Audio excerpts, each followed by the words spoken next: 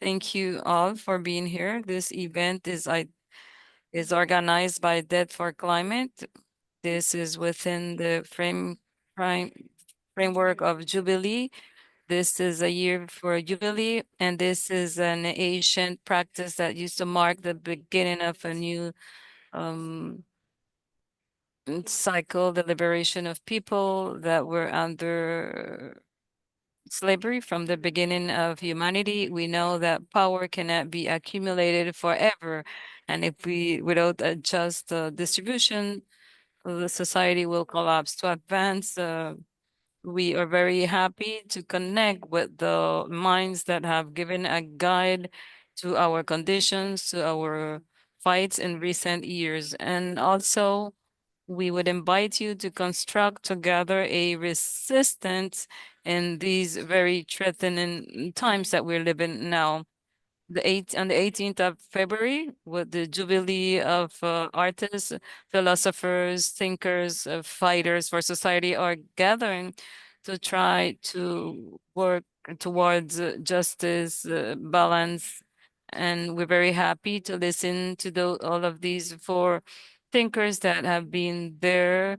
We have read a lot about them, that for climate bikini web, they have given us with their words the motor that we need to move towards financial disobedience. We also have artists, Bikini Wax, here with us. They will do a harvest of all of the information of all of these thinkers, material that we will be offering so that you can all have access to this information. We as artists, we have a lot of similarities with the informal economies, and our practices are almost very close to what is illegal.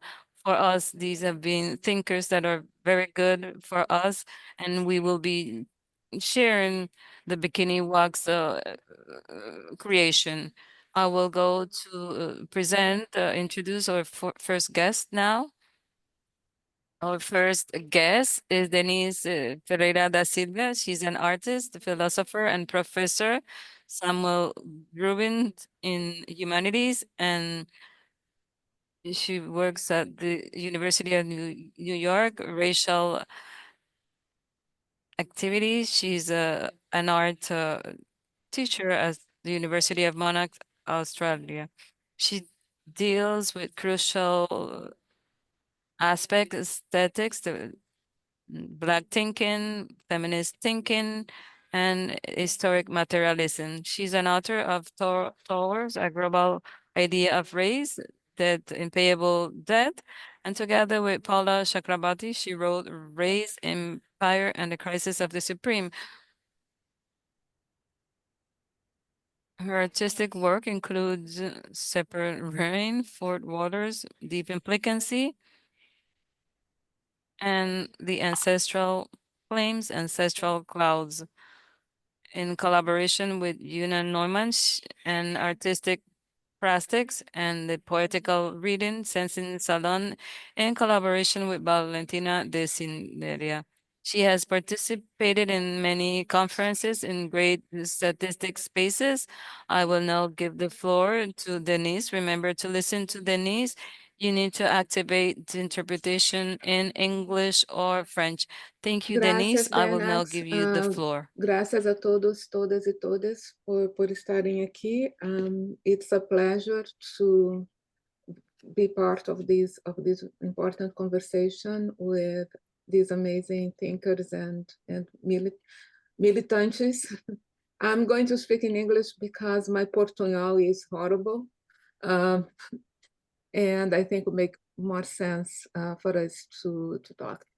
So I'm going to speak with in company of the last film that I have with Arjuna, which is Ancestral Clouds, Ancestral Claims.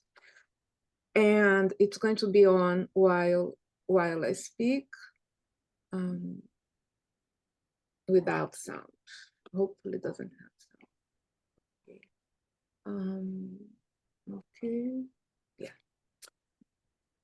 The title of the short thing I have for sharing with you is also Ancestral Clouds, Ancestral Claims, and that's why I thought it was important to have those images. Incidentally, those images are from Chile, from the Atacama Desert, and eventually I'll say something about them. But just to locate you, these long tubes you see, they're carrying water across the desert. So I thought I should talk today, especially because it's such an important date and such an important time in our lives, but also beyond. And I thought I should just repeat myself and talk about the things that have been preoccupying, have been taking over my mind in the past many years. I can look back over 10 years now in terms of thinking, or maybe even more than 10 years, as in thinking of these themes. But actually, I call them global catastrophes. And those catastrophes, they have become, in the past many years, they have become increasingly objects of preoccupation. And in this moment, it becomes even more urgent that we find ways of dealing with them.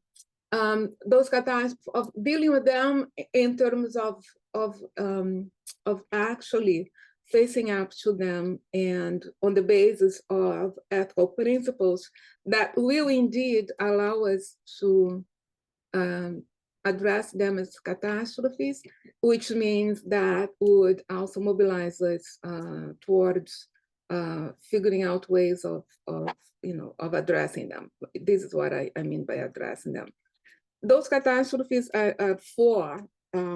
I call them.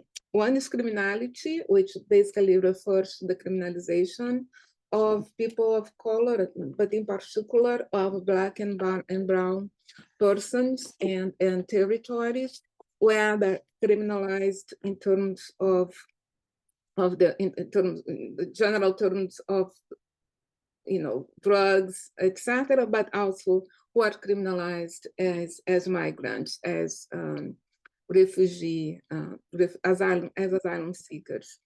The other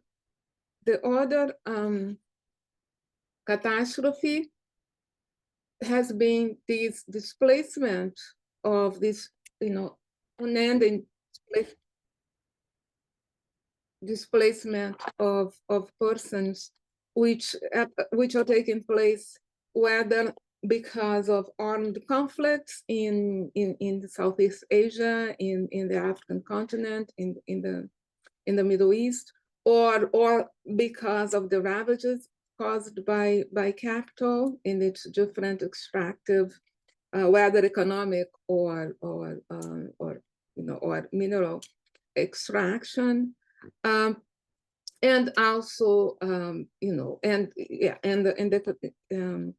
and also the third one is morbidity, which has to do with how different populations are susceptible to pandemics like the COVID. And we know that Black, Latinx, Indigenous, migrant populations from the global South to the global North are the more likely to not only contract, but also more likely to die from such new virus, and those viruses seem to never stop arriving. And then, of course, finally, global warming, right? That which brings us together today.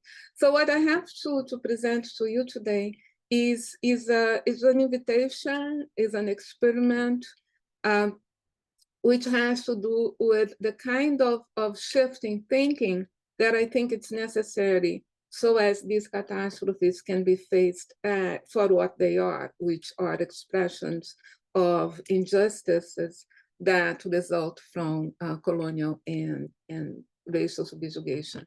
And when I say colonial subjugation, I'm not only referring to that which has happened in the past, but I'm also referring to the ways in which colonial mechanisms of total violence are still very much in use in this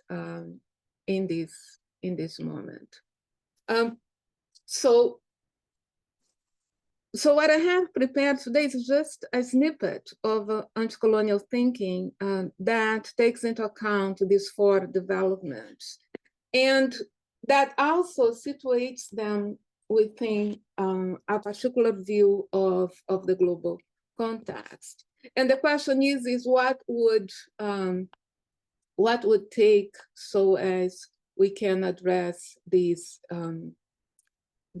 situations. So as a contribution to the groundwork necessary for appreciating these catastrophes for what they are, I have been experimenting, thinking about climate change, about global warming, by attending to coloniality, both historically and also contemporary, and also paying attention to the different modalities and modes of extraction, but in a different way, not through a Marxist analysis, but through a Marxist analysis that also points to something else, points to a more radical shift in thinking. So here I'm guided by one question, which is, what if instead of describing the economic activities that cause global warming in terms of efficacy, in terms of what causes what, one considered all that enters into them: labor, raw materials, instrument of production, capital itself, but consider those things in terms of their materiality.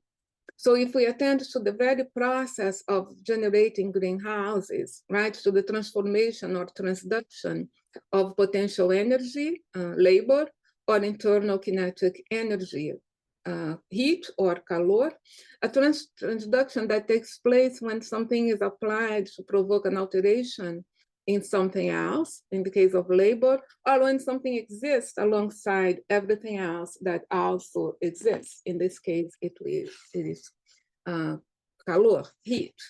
So we know that heat flows from flash to flash by contact, radiation, or mediation.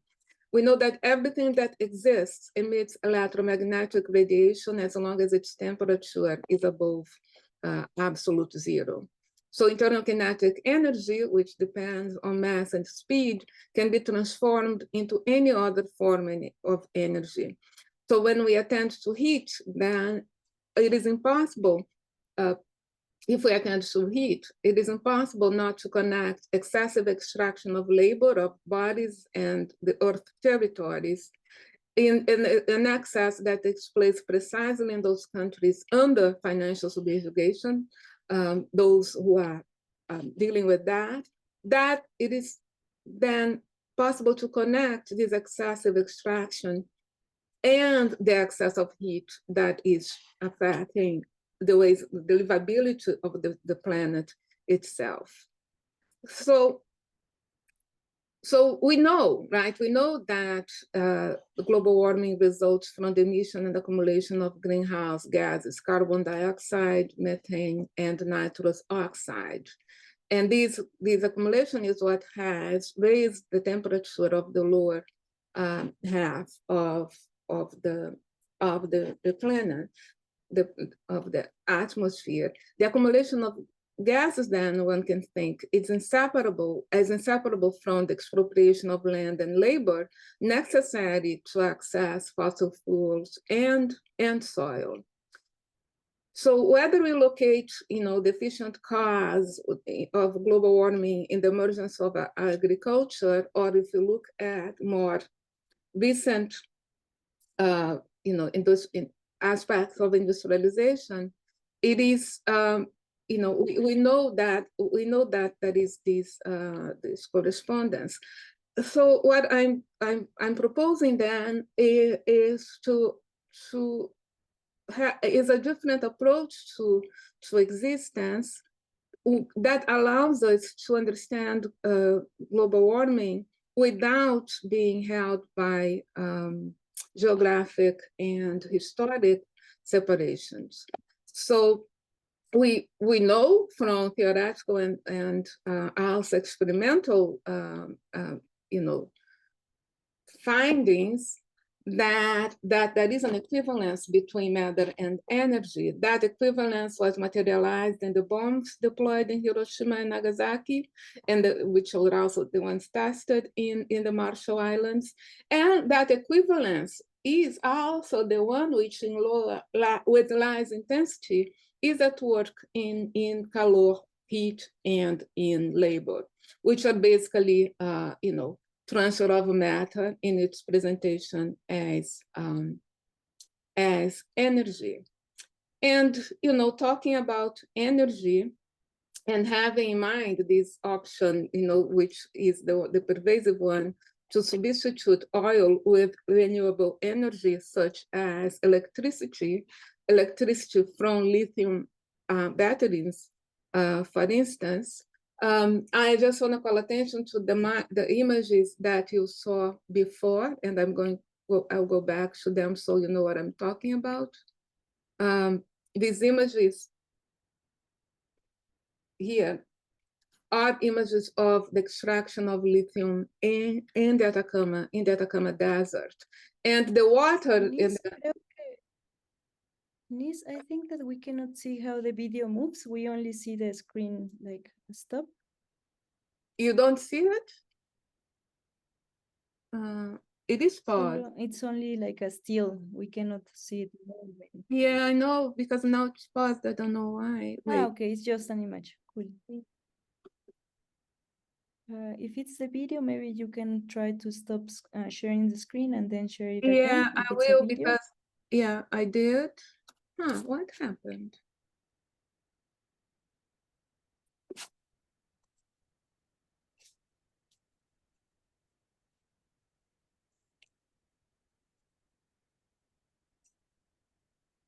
I lost everything.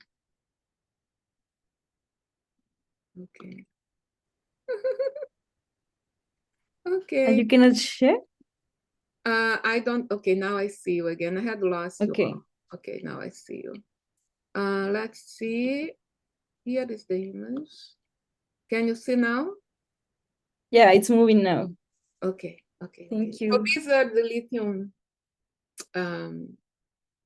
extraction pools, and the water. There were the tubes with the water before.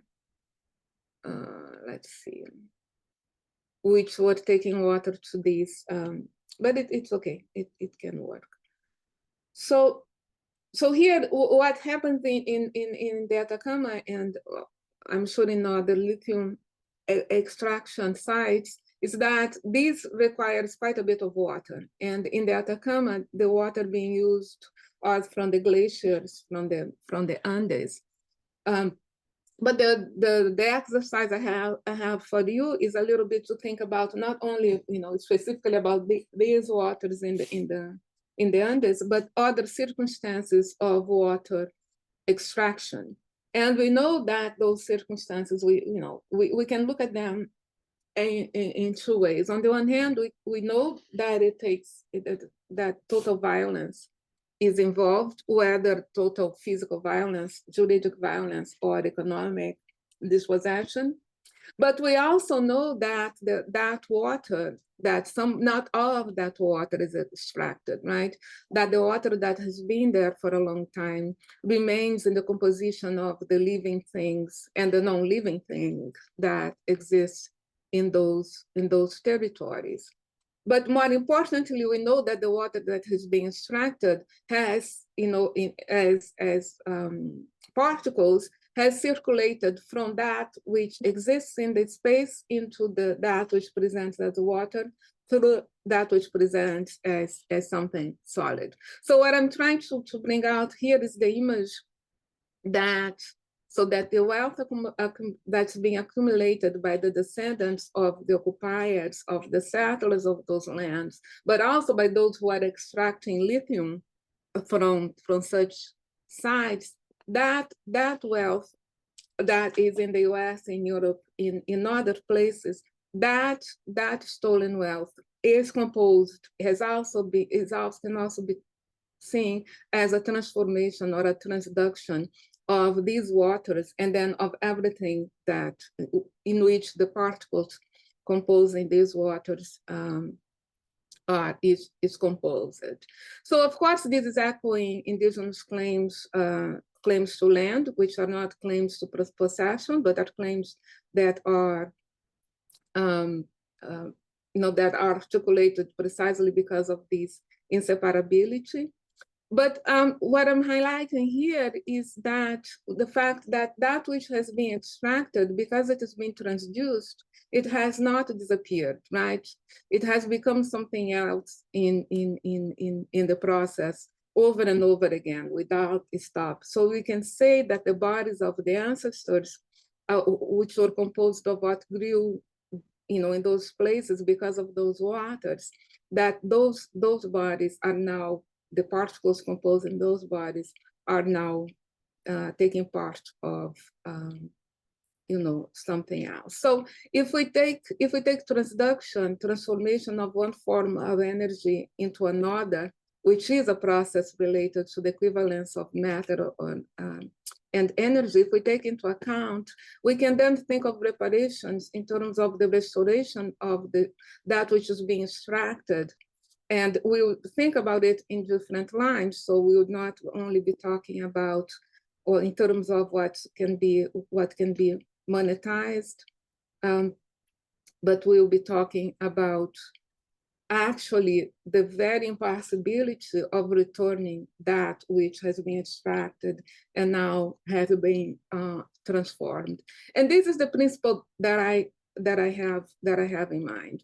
So when thinking about restoration, reparations, or even talking about decolonization, the point of departure is precisely the impossibility or the material reality of irreparability, which is material because that which is being extracted is now part of everything else. And there is this impossibility, the materiality of irreparability, that would then become the principle that would inform any and every attempt at bringing about justice, global justice, social justice, which would be that the striving for accomplishing that which is impossible, which instead of stopping, actually should serve as the fuel for striving even more, for repairing, for attempting to restore, even in it is the failure of the attempt that should drive more and more attempts. So thank you. I don't think I spoke too much. I'll stop. Thank you for your attention. Okay. Thank you, Denise. Gracias, Denise. Siempre es importante que como artistas nos pensemos cómo restaurar, cómo reparar. Y justo viene en la imaginación, en la especulación. Thank Es que you, todo Denise. lo We imposible always sucede. need to think about how to repair, how Vamos to a pasar restore. el micrófono. Paula Chakravartty es profesora asociada de estudios de medios en la Universidad de Nueva York y es codirectora del Critical Racial Anti-Colonial Study Collab. También es editora de Communication, Culture and Critique. Su investigación se centra en la economía política comparada, los medios, la democracia y los movimientos sociales desde una perspectiva colonial y racial. Paula ha publicado en revistas académicas de prestigio y es autora, coeditora de libros como Race, Empire and the Crisis of the Supreme con Denise Ferreira da Silva y Media Policy and Globalization. Actualmente, Paula trabaja en un monográfico sobre medios y sobre violencia económica y en un libro coescrito sobre medios, raza e infraestructuras imperiales. Ella además participa en investigaciones sobre deuda migrante en la India y en iniciativas para la justicia migratoria y los derechos del profesorado en la Universidad de Nueva York. Muchas gracias, Paula, por unírtenos y una disculpa por el salto.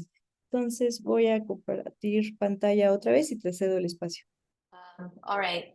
So first of all, apologies that I will be speaking in English. I wish my Spanish was better, and I'm very grateful to be here with all of you today to discuss questions of debt and climate change and Jubilee from a different part of the world.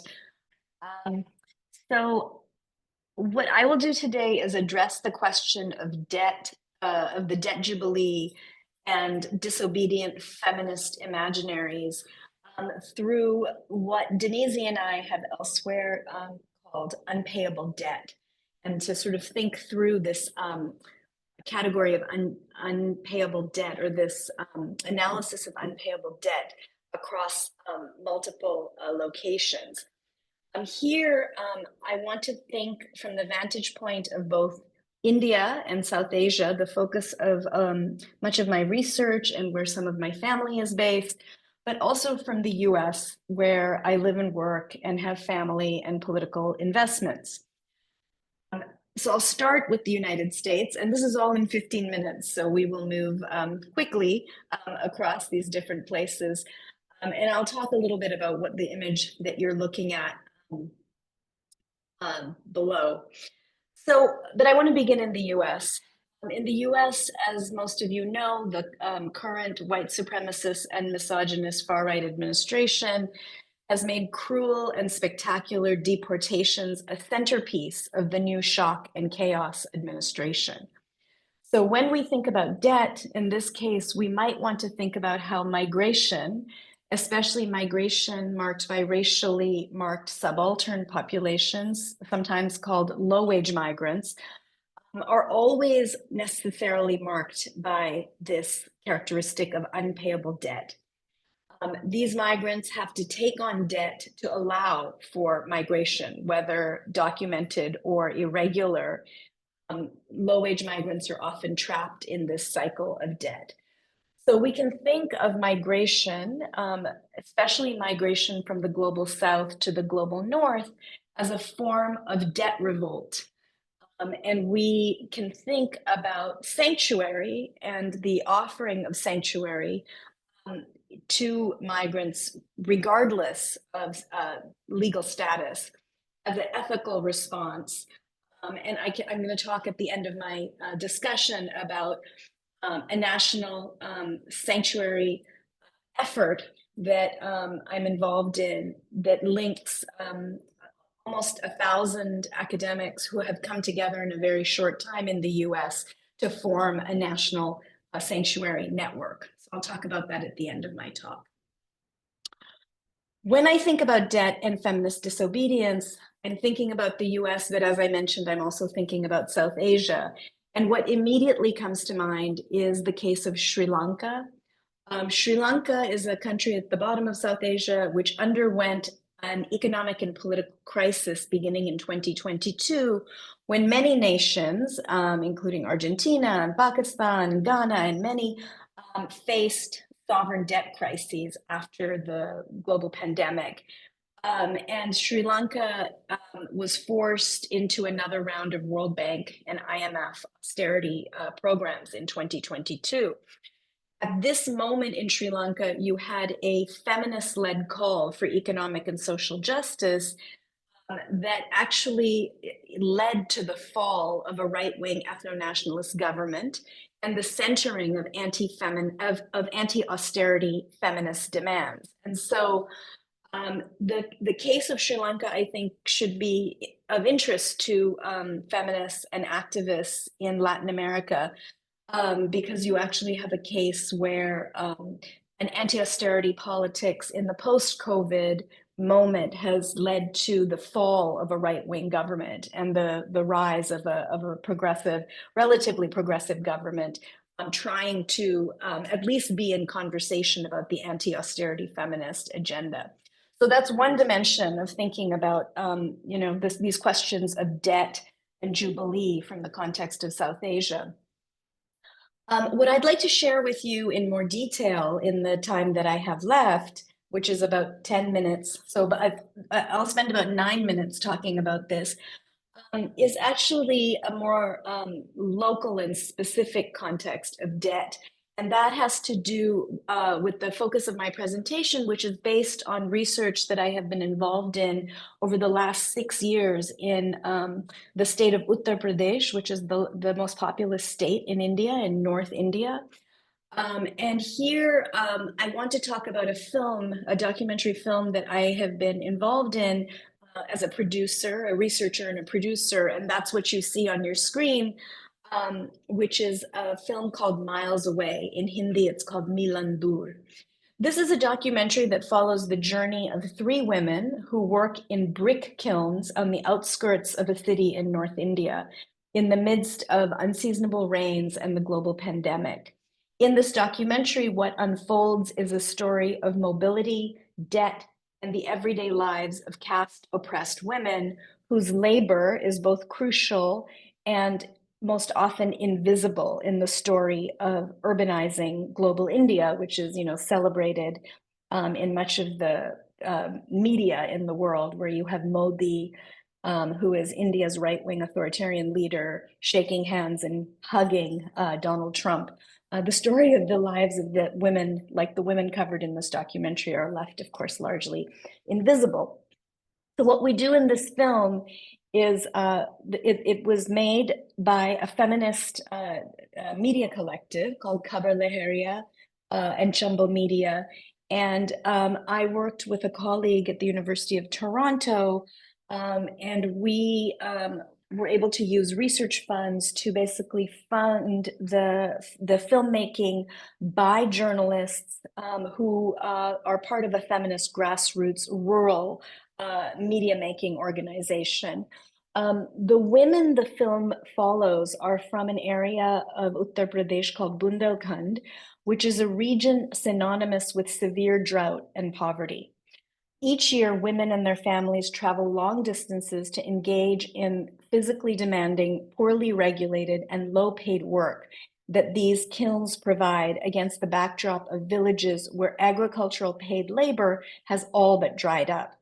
While the bricks they produce can be found in buildings all over the country, the story of these women's lives and their laboring conditions remains bound to the rural villages that they come from and return to at the end of every brick making season. And so, as Denise was saying in her presentation, she was looking at other mines, lithium mines. We can think of other forms of extractive labor where we have to think about questions of both the environment and, of course, the conditions of labor. Our investigation of this community of migrant brick kiln workers focused specifically on women migrants. And as I mentioned, this was meant to be a non-extractive research relationship with the women who did local coverage of this area, and many of whom had come from families who worked in these brick kilns themselves.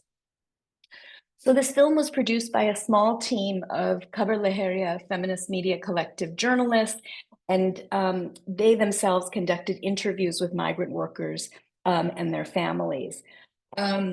I can tell if people are interested, I'm happy to answer questions about the way we made the film, which I think is an important process when we think about feminist praxis as well, when we think about research. But I'll tell you a little bit more about the conditions of labor and debt that we focused on in this film.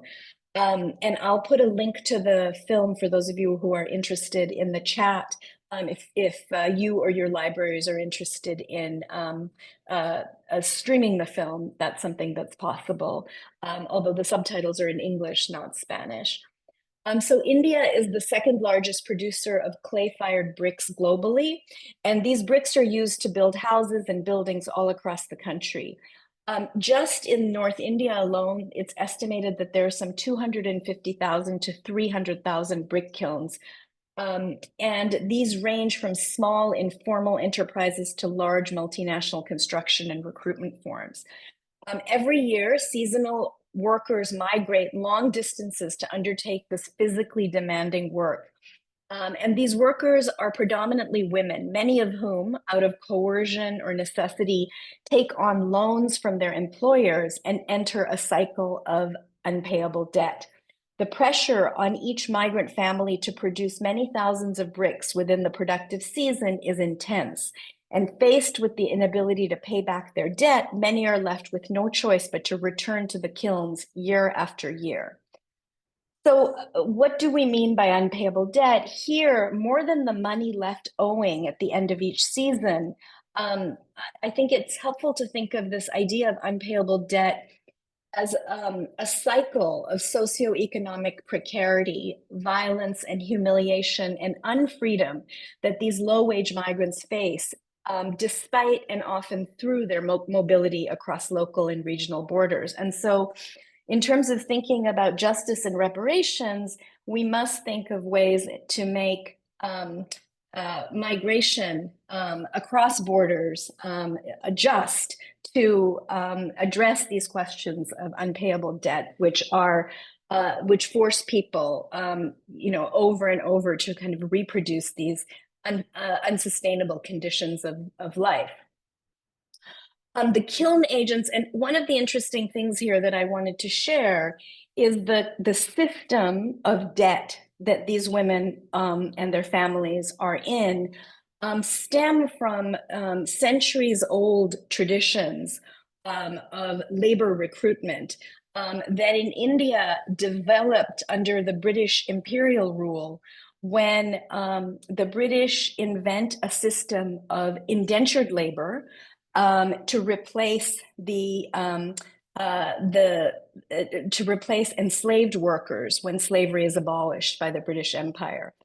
And so the contract system of indebtedness that these women and their families live in, you can actually see connections that go back, 150 years. So it's important to think about the kind of colonial legacies of these indebted systems and what do we do now in 2025 to address them.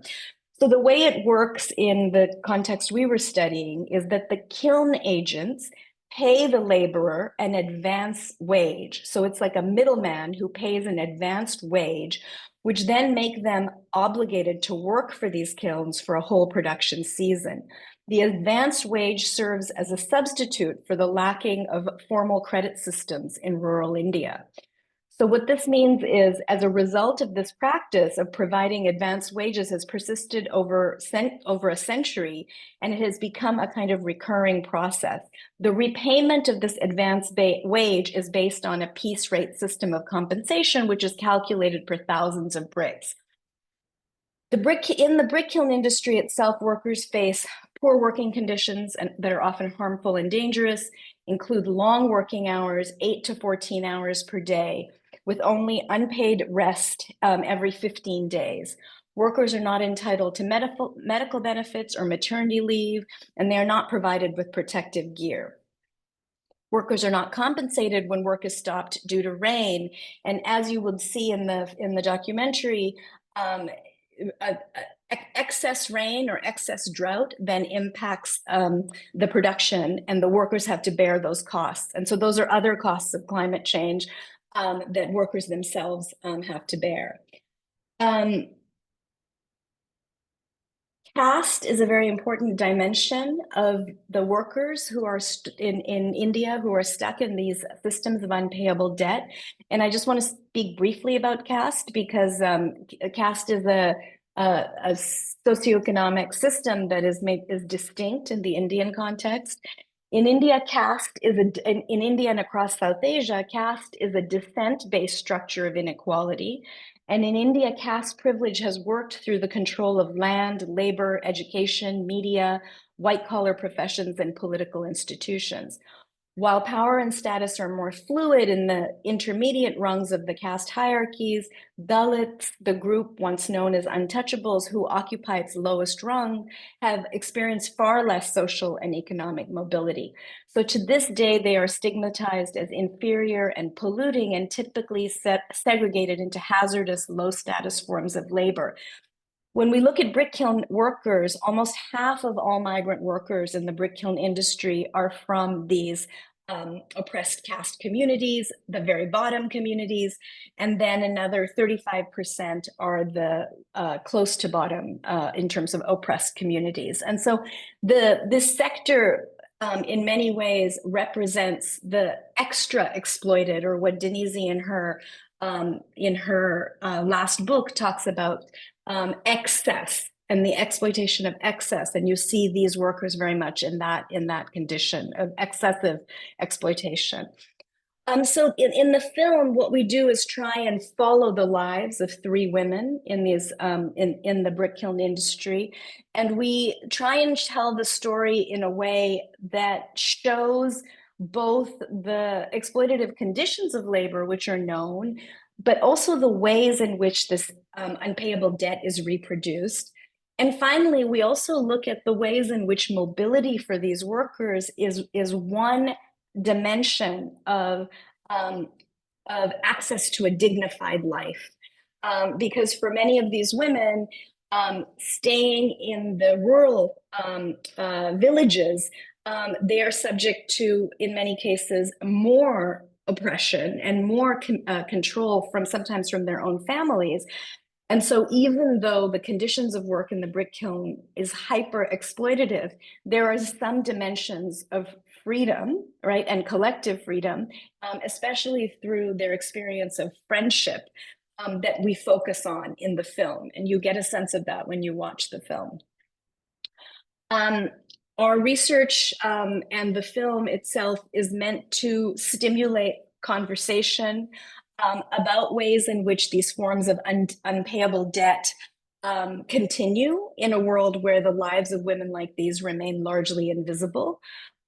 And our hope is to, with a film like this, which is made by filmmakers, the 2 filmmakers, Geeta Devi and Megha Acharya, worked closely with the women who lived in these communities. And Geeta Devi actually is a journalist who comes from the communities that are affected.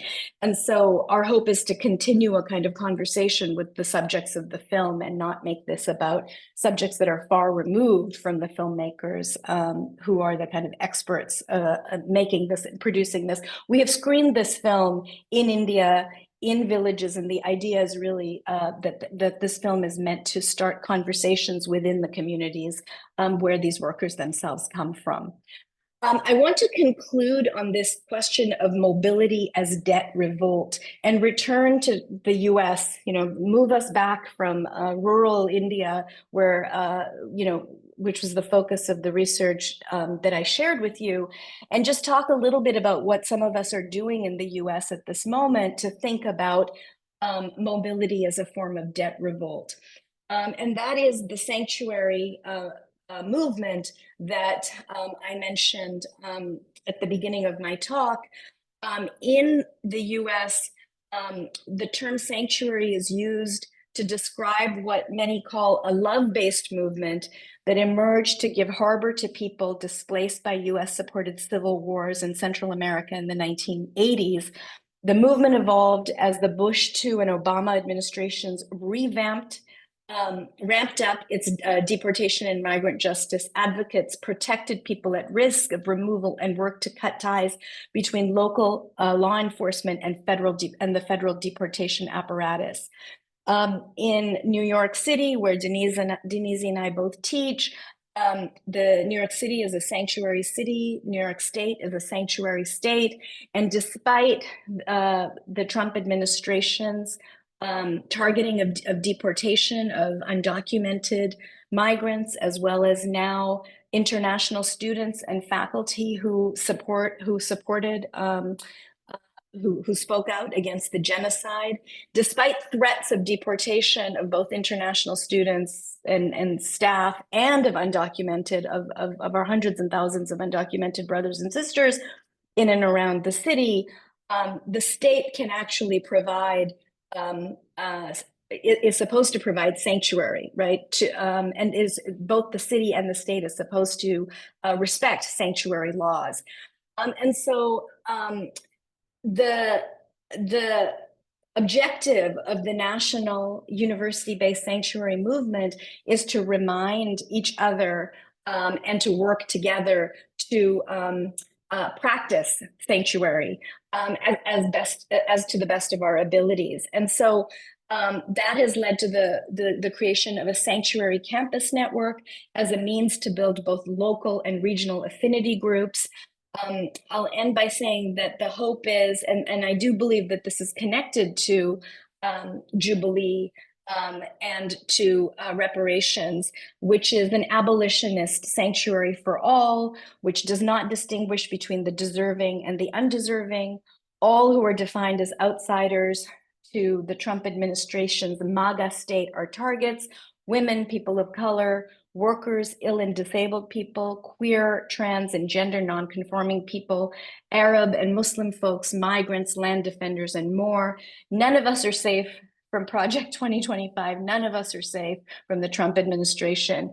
And one of the responses to this has been to try and cultivate and organize a nation-based sanctuary movement, which is what many of us are involved in at the level of the university, which has become targeted by the administration. So I'm happy to share. You can, if you have questions about this, if anyone is watching this from the US and wants to know how to get involved, you can email sanctuarycampusnetwork@proton.me. I can put the email address in the chat, and you can reach out to me if you have any questions. So thank you, gracias.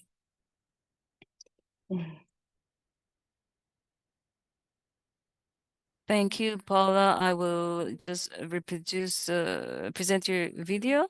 It's only 38 seconds long.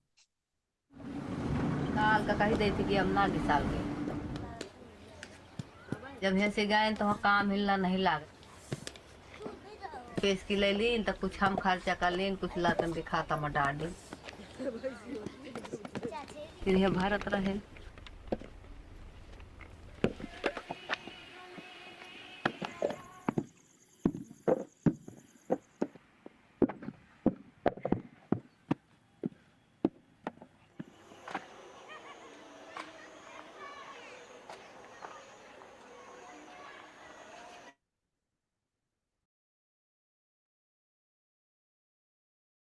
Thank you, Paula. Very important work, and it's good to remind ourselves that there are many years for reparation ahead, and we need to oppose the exploitation, the colonial chauvinism, racist oppression. Now I will go to Lucy or Verónica. So I would read your info before we begin, your bio.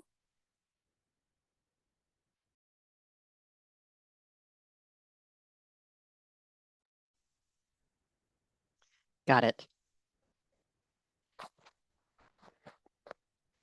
Welcome, Vero. Thank you for being here with us today. Verónica Gago has a bachelor's degree in political science and a doctorate in... I'm sorry. I can't hear you. Can everybody hear me? Can everybody hear me? Yeah, we all hear you. Yeah. Great then. Verónica, bachelor's degree in political science and doctorate in social sciences from the University of Buenos Aires.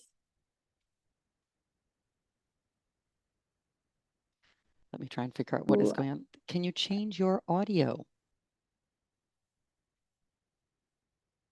If she switches to English, then you will have two people talking on the English channel at the same time.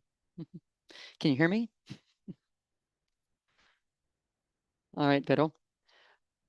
Bachelor's degree in political science and a doctorate in social sciences from the University of Buenos Aires. She serves as independent researcher for CONICET, which is the National Scientific and Technical Research Council, which is based at the Interdisciplinary Institute for Gender Studies at the Faculty of Philosophy and Letters. She's an associate researcher at the National University San Martin, where she is a tenured graduate professor in critical theory and gender studies. She's also been working as coordinator of the CLACSO Working Group on Popular Economics since 2016. She's part of Tinta Limón Ediciones. She has published the following books: The Neoliberal Reason, Baroque Economy and Popular Pragmatics, Female Strength, Desire to Change It, and a feminist reading of Debt, co-authored with Lucí Cavallero. The floor is yours. Thank you, Diana, and everyone for Debt for Climate for organizing this wonderful event and for giving us the space to talk and to share. It is such an honor and a pleasure to hear from Paula, Denise, and my colleagues, and to see how our concerns overlap and how you are harvesting this, as we mentioned earlier. I just wanted to start with what we've been discussing with Lucy recently. We're trying to systematize debt as a method. That's what we call it. Based on the concern and anguish and urgency to understand and confront Javier Milei and the ultra-right administration. And we're basically building conceptual maps to address this. And that comes from some of the research we've been doing. And the main pillar right now is understanding debt as a method to be able to confront this central idea of the current administration, which is financial freedom. This clear structure, this key structure for the administration. It's part of the political campaign. It's part of what they present. And their institutional focus is all based on this idea of financial freedom or liberty. So we need to realize what this means in terms of authoritarianism, and to do our research based on this consequence of debt as a method. Who allows us to have debt as a method, to analyze it, and how this freedom has been associated with financial freedom. Basically understand what's actually being said and what's going on. So that's what we're working on right now, and that's what we wanted to comment on. Part of this idea of debt as a methodology is something we've talked about with colleagues, which is the ubiquitousness of debt. That debt is so cross-cutting in so many territories, in so many ways that we manage our lives, that it has basically become a general category for understanding the various forms of exploiting work and lives. So this idea that it's ubiquitous is absolutely key. It allows us to understand how debt manages or leads to these differentiations in ways of working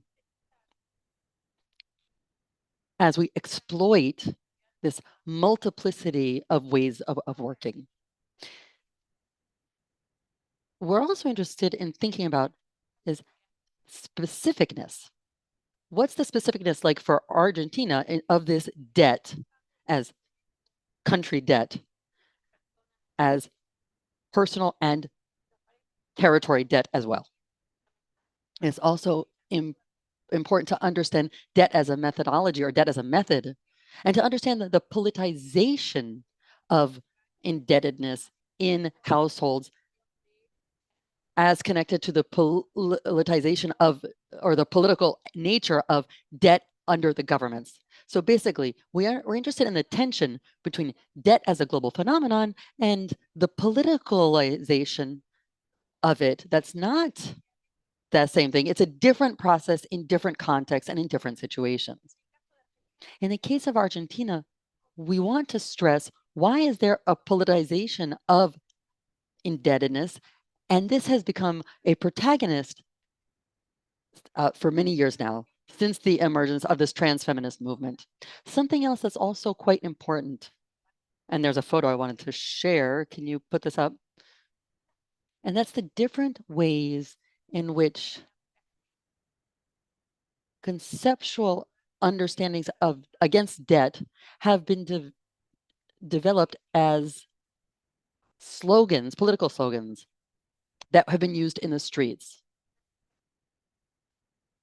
And this is actually critical because all understanding of debt is no longer monopolized by experts' understanding of economists, white old men in major media doing their diagnosis of what's going on.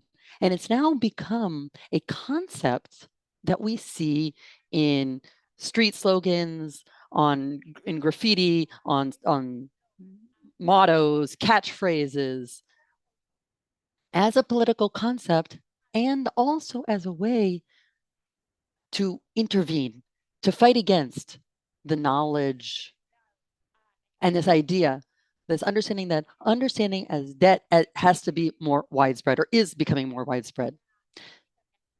So this dynamic is something that truly interests us. And how can we map this domination, this increasingly more abstract domination, out? How do we map it out? So can we take a map of this increasingly invisibilized phenomenon? We basically coined a phrase that I think is really important, which is take debt out of the closet, right? Out it, basically. We're going to take debt out of the closet. We're going to out debt. And the idea is out it. Outing debt is a way of mapping it, mapping what is invisible. And this allows us to understand the places and the bodies where debt gets its value, extracts its value. This understanding, this incorporation, this visibilizing what is happening is not just visibility per se. As you've mentioned right from the beginning, visibilization is for disobeying. What are the visibilizing strategies are possible when we're looking at financial disobedience, when we're looking at ways that debt explodes this horrible different manners of working and different lives? And that's why we're very interested in this mapping what's invisible and thinking about collective wealth that are increasingly exploited and expropriated by debt. And following Denise and Paula, how can we update debt when we look at from a historical and colonial perspective? When we look at disobedience, which means making visible what is apparently a more abstract, increasingly more abstract domination, but also passing it on to become a slogan, which makes it knowledge that has in the past been captured by the academics. And this gives us a strategic dimension to make what's invisible visible. And it's how to confront debt to recover, get back again this imagination. And we can actually put into practice this disobedience in terms of debt disobedience. In the case of Argentina, it is very important to think about debt and the question of debt in terms of versatility. Can we sequence? Who has sequenced to put this debt in its place over the last 20 years or more? How specific moments in time and political moments have led to where we are today, and how these are rather versatile when it comes to labor exploitation, and that is increasingly more precarious. We know that there are about 4 moments in time in Argentina that are critical. One,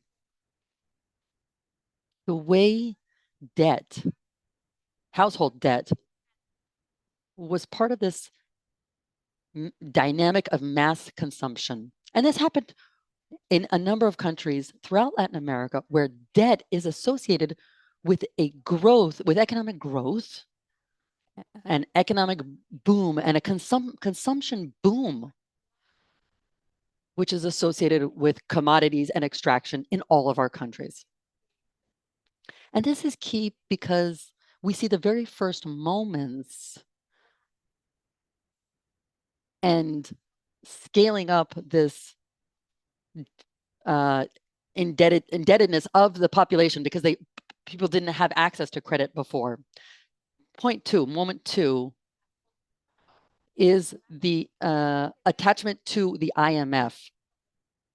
When the government changed politically and returned to a neoliberal country, and the return of the IMF to Brazil, and this capillarity of debt was then used to resist. There were these new austerity measures that were imposed on the country by the IMF. There was a third moment in the history of debt in Argentina, which was the pandemic. This was it became a big financial lab at the time. The country became a financial lab with financial inclusion programs that affected different parts of the population. And this led to a scaling up of technology, financial technology, that made these technology to be able to use understand financial instruments in the face of the pandemic. And this became really widespread, especially during the pandemic. Fourth moment, the role of indebtedness in the administration of Javier Milei, this ultra-right government. And what we noticed was how this administration basically said, we need to sacrifice. That was their running slogan. He said, we don't have money anymore. That was their major running slogan. It was both during their campaign and once they won, and they've governed by insisting on this permanent focus on deficit. And it's the population that needs to sacrifice. Argentinians need to sacrifice, and this sacrifice means honor debts, pay off the debts, and function around debts. So this fourth moment, which is what we're living through right now, there is financial violence, economic violence. So this austerity mandate has been incorporated by the population, the working population, and this is the most precarious working population. So debt works as an anti-austerity measure, almost. It has become reformulated so that it has become a kind of an element against austerity measures. And after the pandemic, we go through this dark moment where it's become subjective.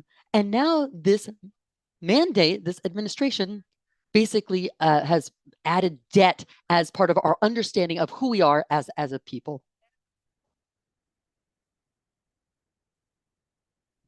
This precariousness has worsened through these different moments historically, and has led us to this economic, subjective, and political decision that Milei has achieved, and that it continues to sustain and it continues to promote.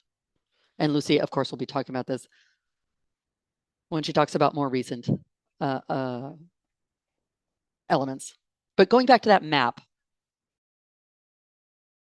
and the invisibility of debt, we're interested in thinking about how debt is like an index of collective power. Those of us who live from our work, whether it's paid or not, and how debt allows us to sequence financialist extractivist moments, not as a concept that allows us to talking about the functioning of debt, but we're interested in sequencing this. How is this financial extractivism is adjusted during different political moments in our history?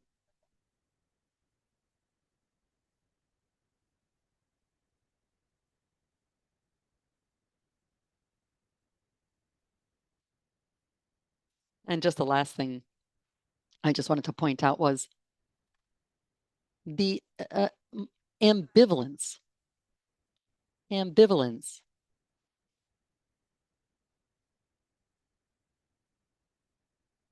The clearest point of this debt is the extractivism and pacification. Debt forces us to comply with these rules. And that's how we pacify people. It's financial violence, but it's actually a device of pacifying everybody. Another thing is how debt becomes a mechanism for activism, a permanent sense of activism. So there's something about this financial obligation that is quite attractive for political discourse. And they talk about those who are indebted, as entrepreneurs. And those who speculate, financial speculators. This element of debt, which is no longer political as like a victim, but it's now as terms of activating, right? It's a new change. It's a change of word between entrepreneurship and speculation. For us, this actually seems a serious problem. This is a serious problem that we need to address, because this is a dimension that the ultra-right is loving. They're pushing this, and they're pushing this across the board. I'm going to stop now, but I'm here if you have any questions. Thank you. Wow, very loquacious. Thank you. Excellent.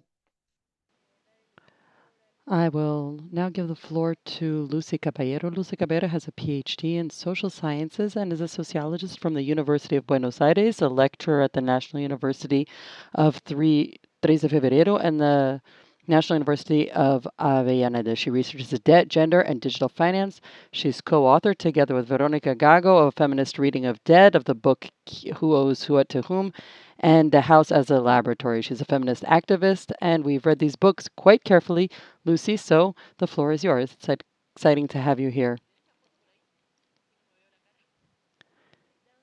Wait a second, I can't see myself. Just give me a second. Let me take off Verónica. Ready to go.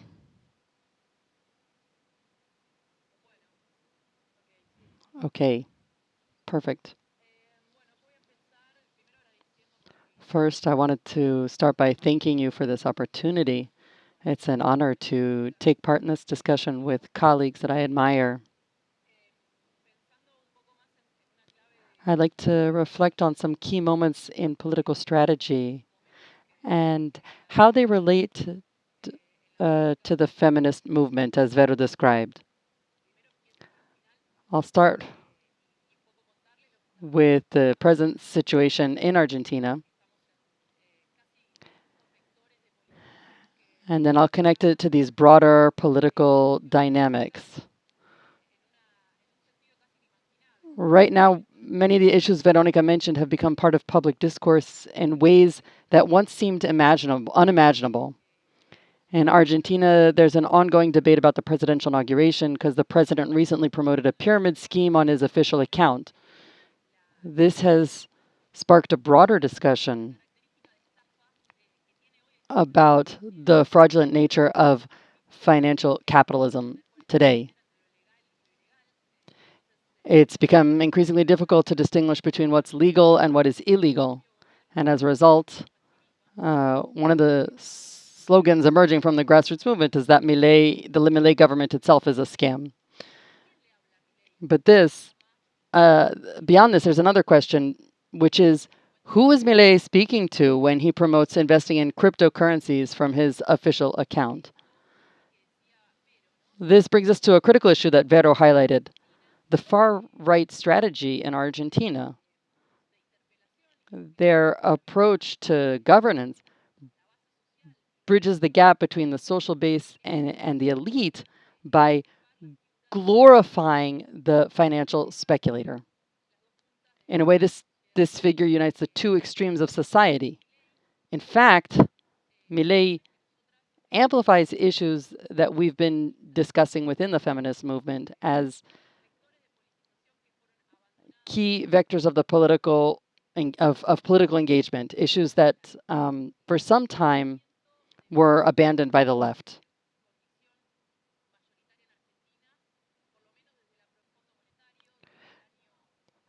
The presence of the IMF, debt has become a widespread condition in Argentina since at least 2017. Majority of people are forced into debt to survive. And the feminist movement has played a crucial role in analyzing how debt operates along lines of class and race and gender. And it's also examined the organic connection between state debt and the financial burden on individuals.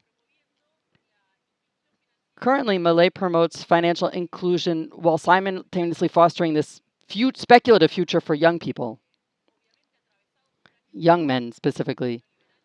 These men have been affected by years of neoliberal policies that produced widespread precarity, actually not just among men, but also among women and other groups, other marginalized groups. There's a crisis in this traditional of masculinity, and the feminist movement has played a role in deconstructing these gender hierarchies.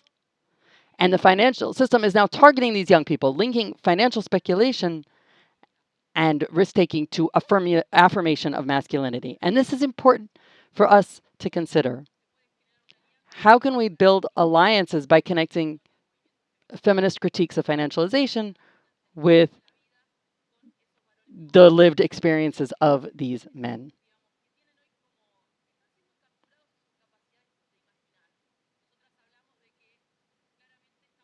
We need to address the fact that the state is encouraging speculation among young people and reducing their future prospects to these financial terms.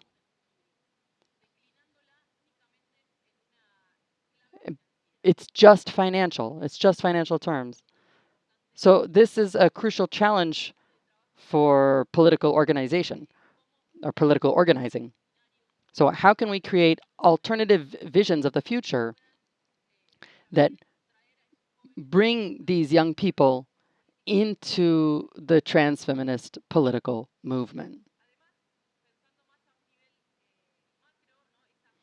On a larger scale, this also ties to the global phenomenon of the chainsaw, a symbol of extreme austerity and financial sacrifice promoted by the elite. This approach prioritizes immediately financial gain at the expense of collective well-being, and it forces populations into cycles of debt and adjustment. And somehow Milei is lifting restrictions on these financial mechanisms we've been fighting against, like regulatory oversight, financial transactions in the global south, and specifically countries like Argentina. He's weakened laws on state borrowing. He's made negotiations much riskier for Argentina. And for example, he restructured the National Securities Commission so that young people can invest in the stock market starting at age 13. And the speed that these neoliberal policies are being implemented is difficult to understand without recognizing the deep entanglement between finance and technology. Some theorists call this techno-feudalism, and we can debate that. But it captures the rapid pace at which Argentina is being looted under financial governance. And these policies aren't just about economics, they're shaping the very fabric of life and being institutionalized. And this journey of ours is perfectly captured by this emblematic photo of the feminist movement. First, from a political standpoint, we have dilemmas. In 2018, we were already debating how to make debt a visible issue in public protests.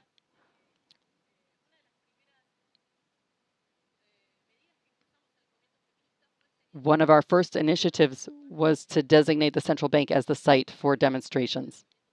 And we brought the feminist movement directly to its doors during negotiations with the IMF.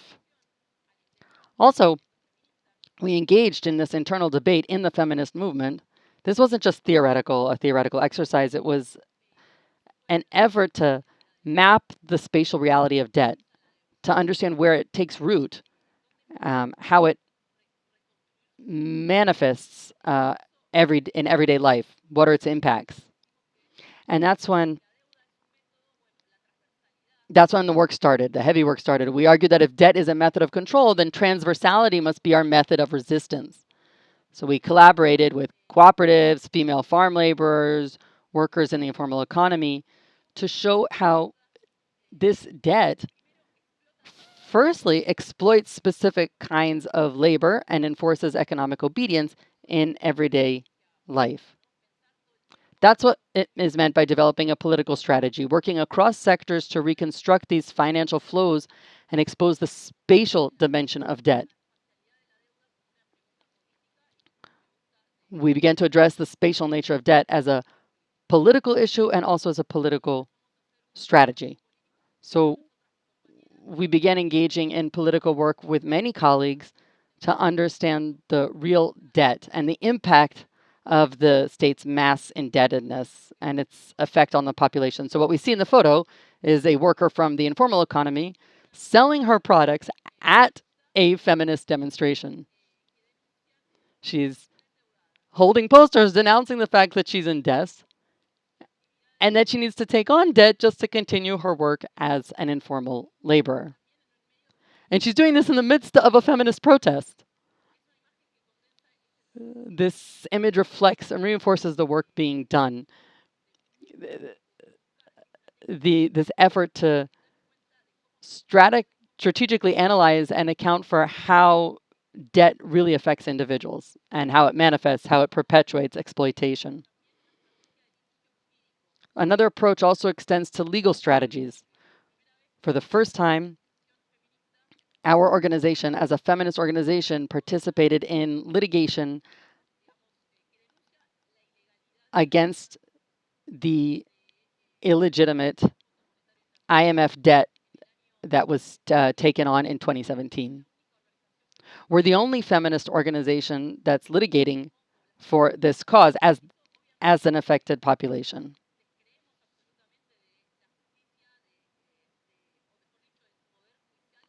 Obviously, we have no faith whatsoever in the justice system, or rather in the judicial power of the colonial state, but it did serve as a point of discussion. First, it allowed us to document the impacts of debt, showing how they intersect with gender and race. And it gave us the opportunity to debate these issues publicly and make it clear why certain populations are affected, and allowing the feminist movement to articulate its opposition to the indebtedness. It also allowed us to take stock. What are the limits of this liberal democracy? One that even the elites are no longer willing to sustain. Suddenly, all the constraints of the judicial system become clear when it comes to discussing the mechanisms of indebtedness, and particularly the illegality of debt. In Argentina, this debt was taken on without following any of the necessary administrative processes, even violated the statutes of the IMF itself. So a strategy of broad discussion with different workers,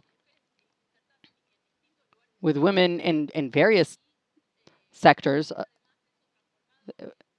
this was absolutely necessary, and something that could be transformed into a political organization. Diana is telling me to slow down a bit. It's just that I get very excited.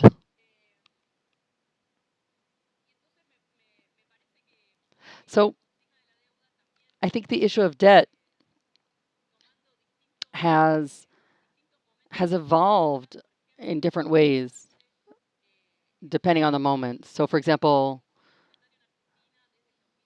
was a key topic in the debate on the IMF's role in Argentina.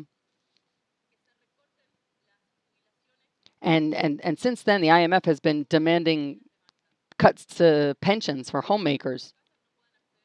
One of its demands was that people who worked in their homes should no longer be entitled to a pension. But that was a right we fought for and won 10 or 15 years ago. The the feminist movement's push to bring debt into the conversation has also helped build antagonisms. Example, the idea that gave rise to the title of the book written by Silvia Federici, Who Owes What to Whom, centers on the argument that the state is the one that owes recognition for labor, and yet the state continually prioritizes creditors. Debt issue has taken on many forms. It's been used to challenge evictions driven by real estate speculation in working class neighborhoods in Buenos Aires. In the past, these communities were mostly migrants and they were forcibly evicted violently. Now there are new mechanisms of indebtedness and they're being used to push them out of the city. So, to recap, it's crucial to engage in political work that examines debt from multiple perspectives and in a cross-cutting way. Analyzing the spatial dimensions of debt, of its impacts, and ultimately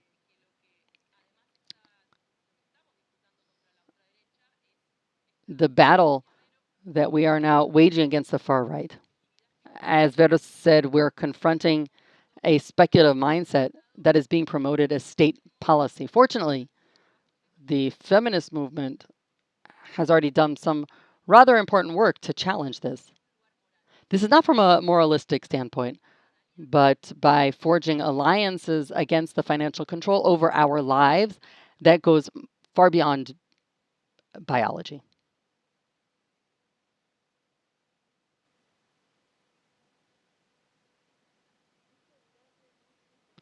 Thank you very much, Lucy, for your contributions. Let me stop screen sharing, okay? Well, thank you so much to all our guests. You've given us so many tools and ways to continue fighting against debt. We also would like to remind everyone that we are Debt for Climate.